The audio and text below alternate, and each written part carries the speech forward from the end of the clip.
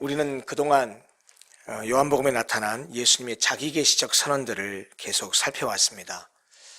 6장 35절에 예수님은 내가 곧 생명의 떡이다 라고 말씀하셨고, 8장 12절에서 나는 세상의 빛이다 라고 말씀하셨습니다. 10장 7절에는 나는 양의 문이다 라고 선언하셨고, 11절에서는 나는 선한 목자다 라고 말씀하셨습니다.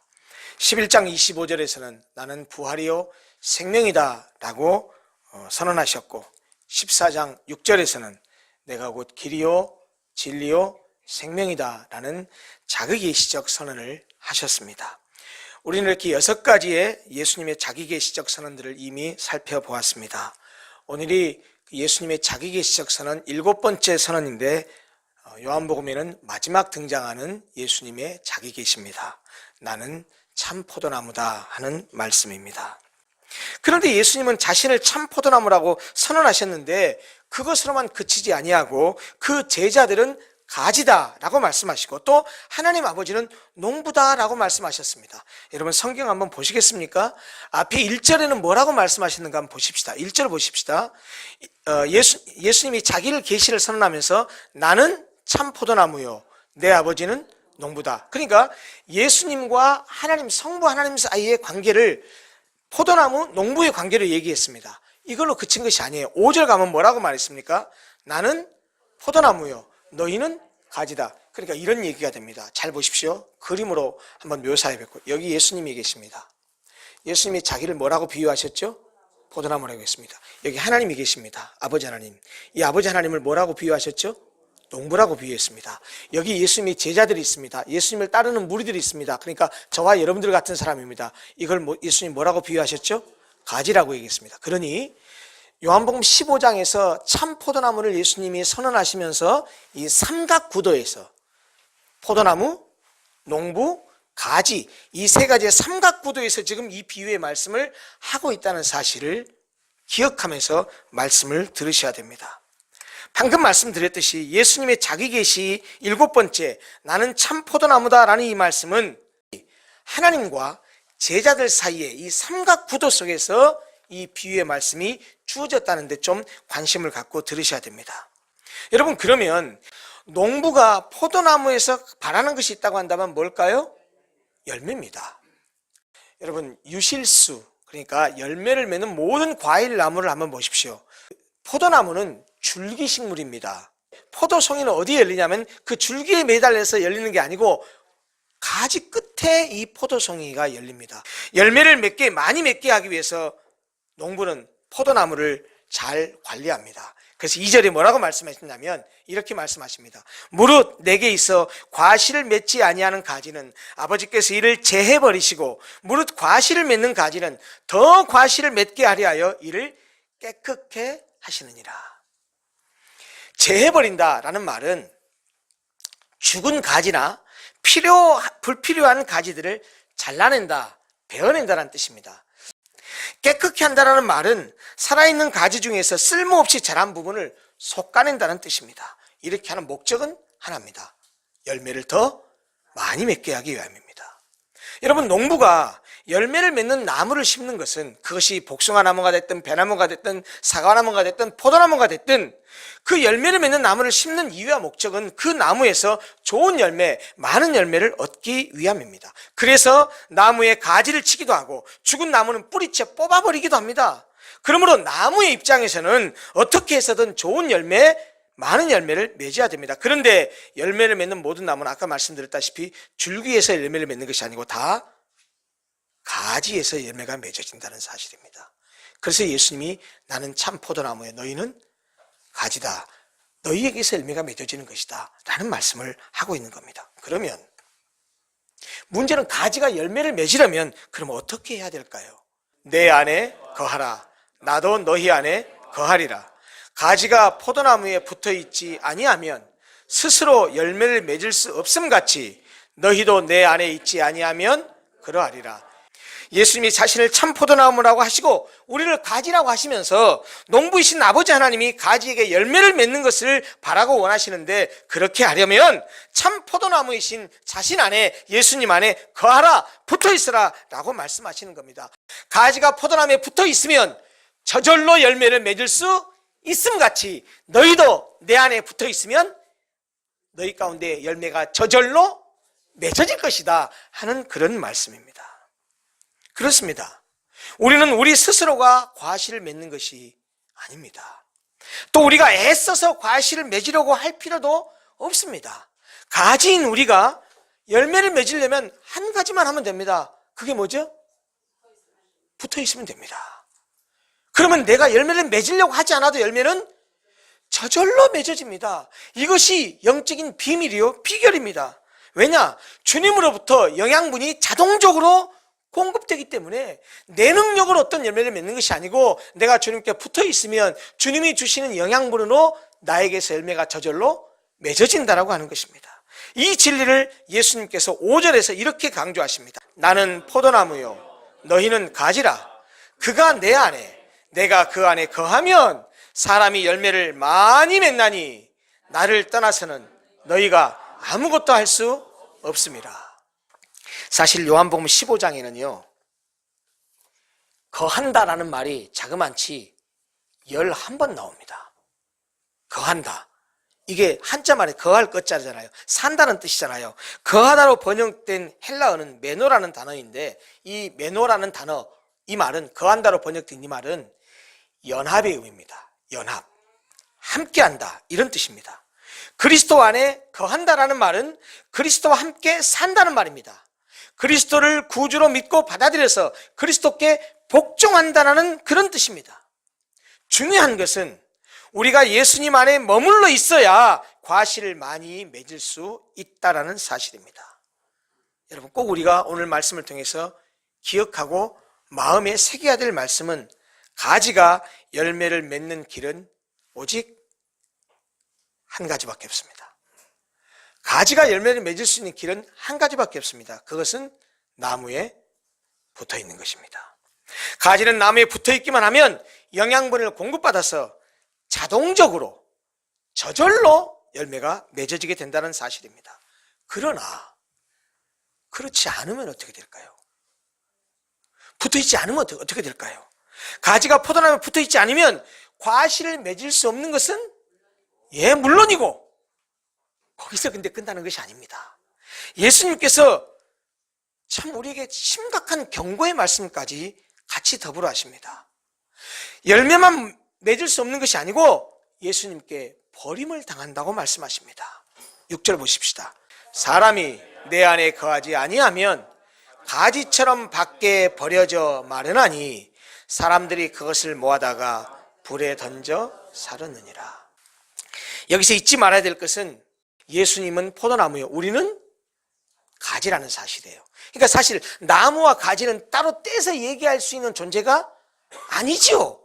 나무라고 얘기할 때는 줄기와 가지를 다 합해서 나무라고 하잖아요. 그러니까 예수님이 포도나무라고 얘기했을 때 우리가 가지이기 때문에 예수님께 붙어 있으면 예수님께 절대 연합이 되어 있을 때 진짜 예수님께 접붙임된 하나 된 가지가 되는 것이죠. 그러니까 예수님께 붙어 있지 않으면 결국 그 가지는 제 역할을 하지 못하게 되고 양분을 공급받지 못하고 말라 비틀어져서 잘라내져서 불로 들어가게 된다는 말입니다. 예수님이 포도나무에 우리가 가지라는 말은 우리는 스스로 독립된 존재가 아니라는 말입니다. 독립된 존재가 아니라는 말입니다. 나무에 종속되어 있는 존재라는 말입니다. 나무에 붙어 있어야 살 수 있는 존재라는 말입니다. 이것은 마치 엄마와 젖먹이 아이와의 관계와 같습니다. 젖먹이 아이는 반드시 엄마의 착살 달라붙어 있어 엄마의 젖을 먹고 살아야 성장하고 자랄 수 있는 것이죠. 젖먹이가 사는 길은 엄마 안에 있는 것입니다. 엄마를 떠나서는 아무것도 할 수 없는 것인 것처럼 마찬가지로 우리도 가진 우리가 주님께 붙어 있지 않으면 아무것도 할 수 없다고 예수님이 가르쳐 주십니다.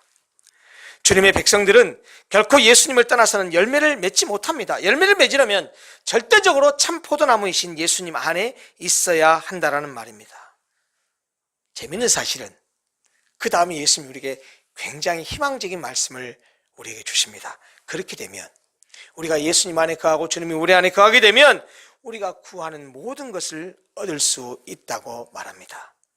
너희가 내 안에 거하고 내 말이 너희 안에 거하면 무엇이든지 원하는 대로 구하라. 그리하면 이루리라 라고 말씀하십니다. 우리가 주님 안에 붙어 있어요. 그리고 주님의 말씀이 우리 안에 거해요. 그 말은 무슨 말일까요? 주님의 말씀이 우리 안에 거한다는 말은 무슨 말일까요? 내 생각과 사고와 가치의 모든 것을 무엇가 지배한다는 말입니까? 예수님의 말씀이. 주님의 말씀이 나를 지배하면, 그러면 무엇이든지 원하는 데 구하라 그랬는데요. 여러분, 내가 주님 안에 거하고 주님의 말씀이 내 안에 거하게 되면 과연 그 사람이 허탄한 것을 구할 수 있을까요?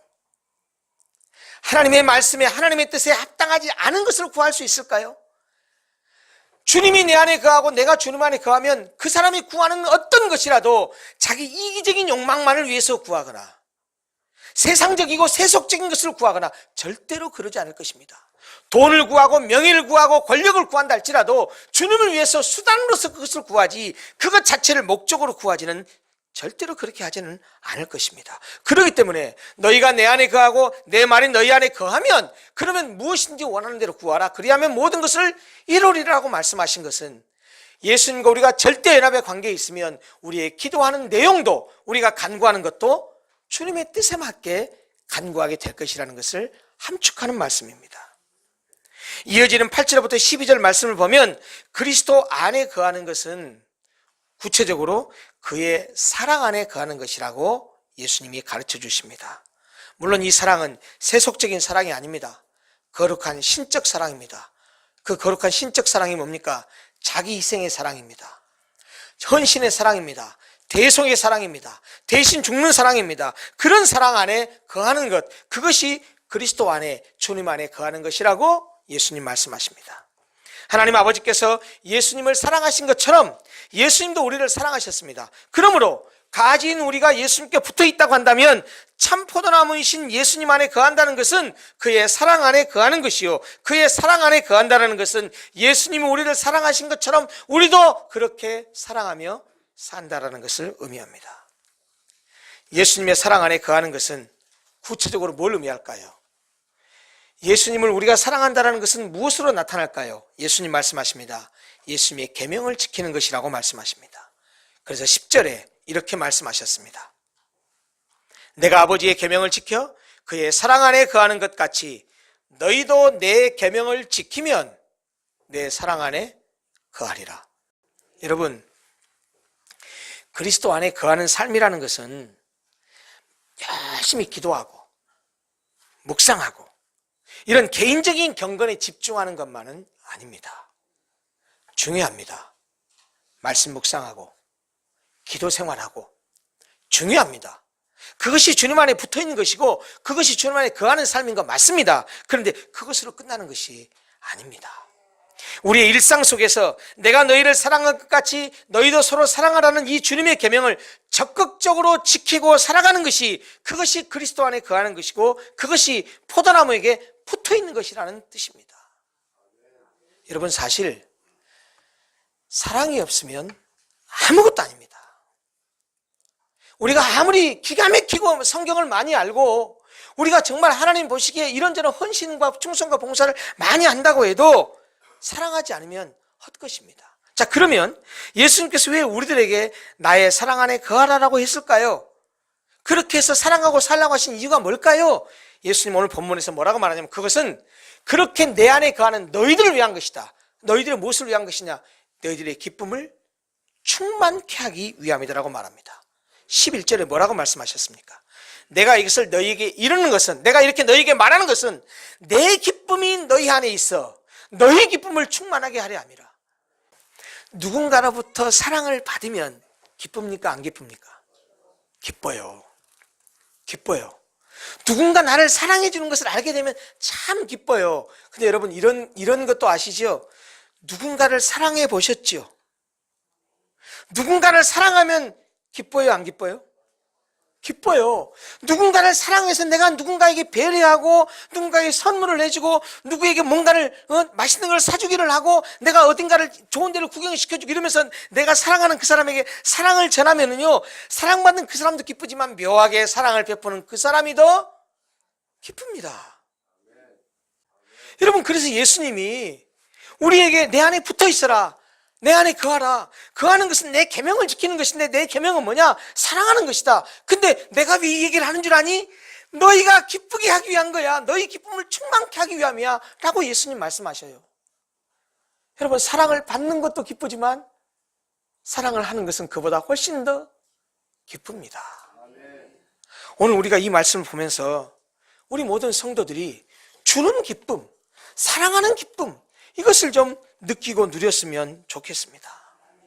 이 기쁨은요, 가만히 앉아서 명상하는 자에게 주어지는 정적인 기쁨이 아닙니다.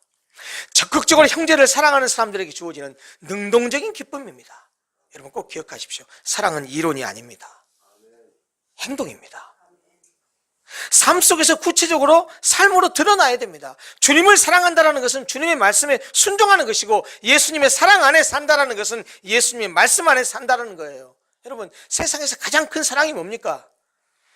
친구를 위하여 자기 목숨을 버리는 것이라고 예수님이 가르쳐 주십니다. 그런데 예수님께서 내 친구가 되어주신대요. 13절 보실까요? 사람의 친구를 위하여 자기 목숨을 버리면 이보다 더 큰 사랑이 없나니 너희는 내가 명하는 대로 행하면 나의 친구래요.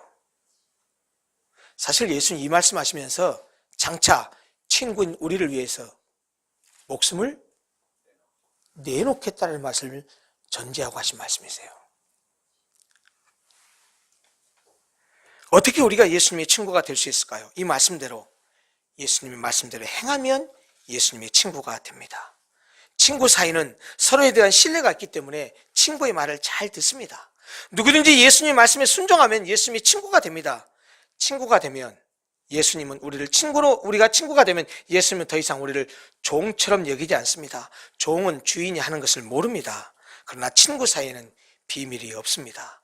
제자들이 예수님의 친구가 된 것은 이들이 예수님의 말씀에 순종했기 때문에 된 것입니다. 그렇다고 해서 이들이 예수님을 친구로 택한 것이 아니고, 제자가 예수님을 친구로 택한 것이 아니고 예수님께서 제자들을 친구로 택하셨습니다. 보실까요? 너희가 나를 택한 것이 아니요 내가 너희를 택하여 세웠나니 라고 말씀하십니다. 여러분, 우리가 예수님의 친구가 됐고 우리가 예수님의 제자가 됐습니다. 우리가 예수님을 선택한 것이 아니래요. 예수님이 우리를 선택했다고 말씀하십니다. 그러면 제자들이 맺어야 될 궁극적인 그 명령, 그것은 뭡니까? 아까도 말씀드렸지만 서로 사랑하는 것입니다. 내가 이것을 너희에게 명함은 내가 포도나무고 너희는 가지라고 말하고, 내 안에 거하라고 말하고, 내 안에 거하지 않으면 열매를 맺을 수 없다고 말하면서 자꾸 내가 이 말을 하는 이유가 뭐냐? 너희로 서로 사랑하게 하려 함이라는 것입니다. 신앙생활에서 가장 중요한 덕목이 뭘까요? 예수 믿으면서 가장 관심 있게 추구해야 될 덕목이 뭘까요? 어떤 사람은 마음속에 체험을 제일 중요한 걸로 알고 체험을 강조하는 사람이 있습니다. 예, 중요합니다. 사실 기독교는 체험의 종교입니다. 체험하면 흔들리지 않습니다. 그런데 여러분, 체험이 강조될 것은 아닙니다. 체험을 하는 것이 필요하지만 체험만 강조해서는 안 됩니다. 어떤 사람은요, 뜨거운 찬양만 있으면 신앙이 부흥하는 것이고 뜨거워지는 것이다, 그러면서 막 열심히 찬송하고 막 불러 하는 것을 강조하는 사람이 있습니다. 예, 중요합니다. 무시할 수 없습니다. 필요합니다. 어떤 사람은 성경이 지식이 최고다, 열심히 성경 읽고 성경 공부해야 된다. 예, 중요합니다. 진리를 하지 못하고 어떻게 말씀대로 살겠습니까? 그러나 이 모든 것들이 다 중요하지만 모든 것이 다 있다 할지라도 체험도 하고 뜨거운 열심도 있고 불로불로하고 말씀에 대한 지식도 충만한다 할지라도 사랑이 없으면 아무것도 아닙니다. 사랑이 없으면 껍데기입니다. 우리가 잘 아는 고린도전서 13장 사랑장은 사랑에 대해서 뭐라고 말씀하십니까? 제가 읽어드릴게요. 내가 사랑의 방언과 천사의 말을 할지라도, 방언도 하고 천사가 하는 말을 할지라도 사랑이 없으면 소리나는 구리와 울리는 꽹과리가 되고, 내가 예언하는 능이 있어 모든 비밀과 모든 지식을 알고 또 산을 옮길 만한 모든 믿음이 있을지라도 사랑이 없으면 내가 아무것도 아니요, 또 내 몸을 불사르게 내어줄지라도 여러분, 내 몸을 불살하게 내어준다는 말은 헌신하고 희생하는 걸 얘기해요. 그런다 할지라도 사랑이 없으면 내게 아무 유익이 없느니라.